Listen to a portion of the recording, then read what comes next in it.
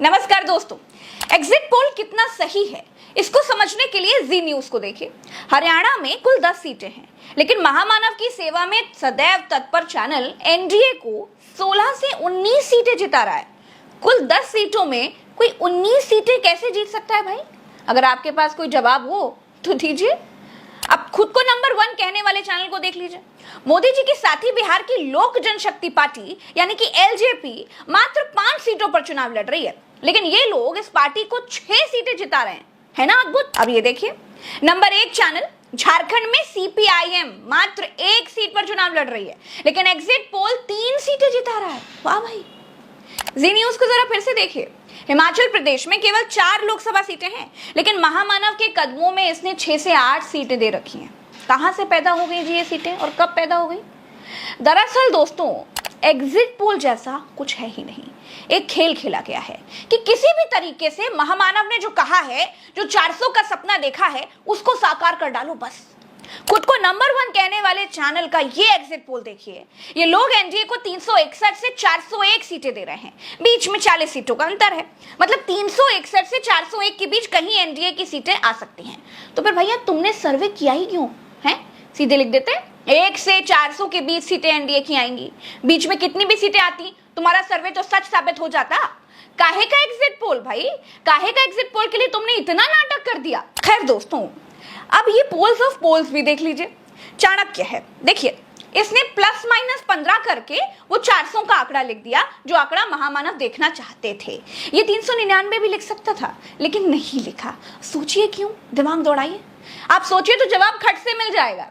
राहुल गांधी से exit poll के बारे में पूछा गया तो उन्होंने कहा कि ये मोदी पोल है। इसका नाम एग्जिट पोल नहीं है, इसका नाम मोदी मीडिया पोल है।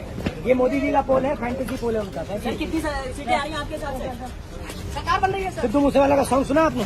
295। दोस्तों, ये एग्जिट पोल सिर्फ लोगों को भ्रम में रखने का एक तरीका है। अगर एग्जिट पोल में बीजेपी हारती हुई दिखती तो शेयर बाजार गिर जाता। बड़े बड़े धन्ना सेठ एग्जिट पोल के नाम पर अरबों का मुनाफा पीटते हैं। पहला कारण ये है। अब फर्जी एग्जिट पोल जारी करने का दूसरा कारण भी समझिए। दूसरा कारण जयराम रमेश ने बताया है। जयराम रमेश ने कहा है कि एग्जिट पोल के बाद अमित शाह ने करीब 150 डीएम यानी डिस्ट्रिक्ट कलेक्टरों से बात की। डिस्ट्रिक्ट कलेक्टर वही जो वोटों की गिनती के समय सबसे बड़ा चुनाव अधिकारी होता है। हार जीत सब उसके हाथ में होती है। अब चुनाव आयोग ने कहा है कि सबूत दीजिए कि अमित शाह ने डीएम लोगों से बात की। अब जनता भी सवाल चुनाव आयोग से पूछ रही है और कह रही है कि अगर सबूत दे दिए तो तुम अमित शाह का कर क्या लोगे, पहले तो ये बता दो। खैर, अखिलेश यादव ने कहा एग्जिट पोल का आधार ईवीएम नहीं है, डीएम है।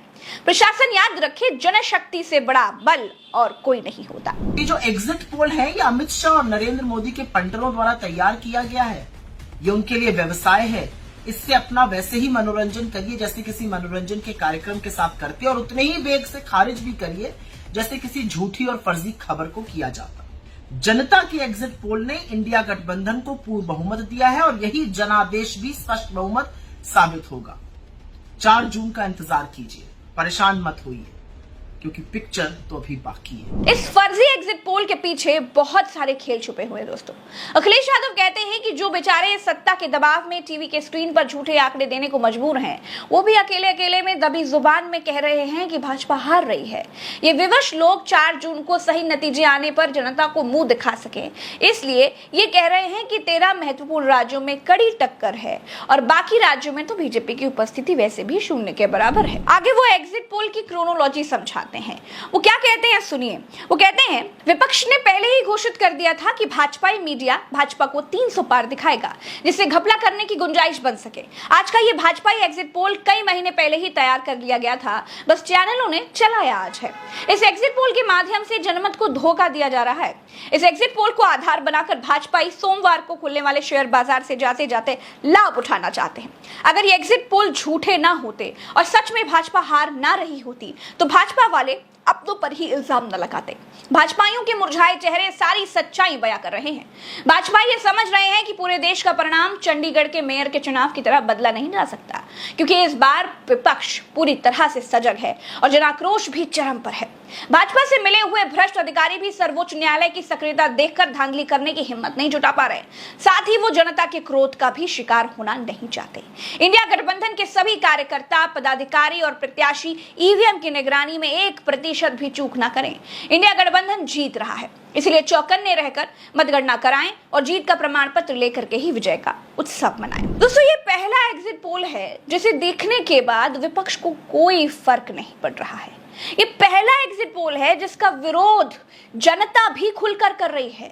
ये पहला एग्जिट पोल है जिसे दिखाकर गोदी मीडिया फूले नहीं समा रहा है। ये पहला एग्जिट पोल है जिसमें 400 का आंकड़ा पहले अपनी टैली में लिखकर महामानव के जूते कौन चाटेगा इसकी होड़ लगी हुई है। ये पहली बार है कि देश के वरिष्ठ पत्रकार गोदी मीडिया का एग्जिट पोल स्वीकार करने के बजाय डट कर खड़े हुए हैं। पहले चरण से लेकर आखिरी चरण तक हम जिस हिसाब से चल रहे हैं, और ये आंकड़े मैं पहले भी बोल चुका हूं, मेरे हिसाब से बीजेपी का अपना खुद का जो टोटल सीट्स रहेगी ये 230 से 235 के बीच में रहेगी, ऐसा मेरा आकलन। मेरा मानना ये है कि जहां 60-70 सीटें अशोक जी घटा रहे हैं, मैं कल भी प्रज्ञा आपको बोला था कि मेरा मानना यह है कि 200 के आसपास रहने की उम्मीद है।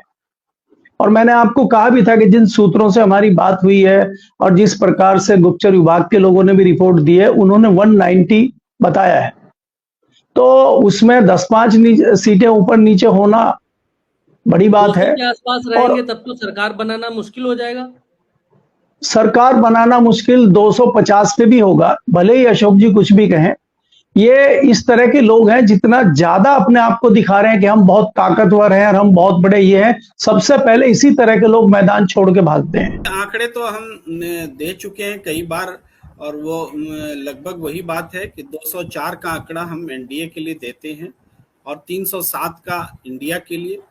मगर इस आंकड़े के अपने आधार भी हैं, और वो आधार लगभग जो अशोक जी कह रहे थे वही है। लेकिन हम थोड़ा, जैसे महाराष्ट्र में वो बहुत उदार भाव से देख रहे हैं, हमने उदारता नहीं बरती है। हमने पूरे जो एक्सपेक्टेशन है उसको रखा है कि नहीं 30 सीट आएगी इंडिया को तो आएगी, इस तरीके से रखा है, तभी ये 300 फिगर पहुंचता है। अगर उतनी उदारता रखेंगे तो फिर नीचे जाएगी।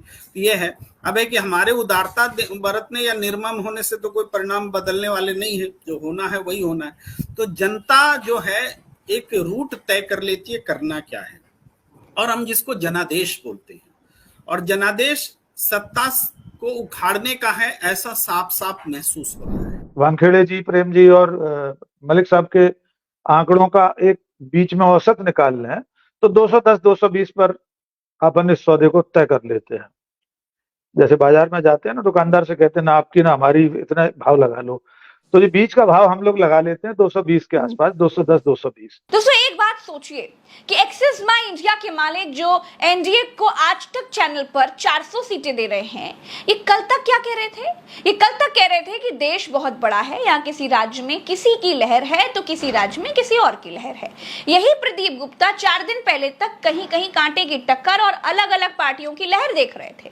अब अचानक एनडीए को 400 पार करवा दिया। वाह भाई। 7वें चरण में 57 सीटें थीं।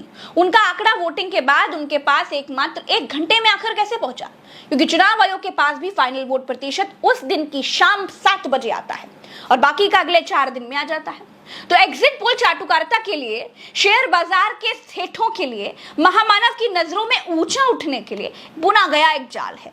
ये पोल गिनती में गड़बड़ करने की एक ढाल है। इस वीडियो में इतना ही।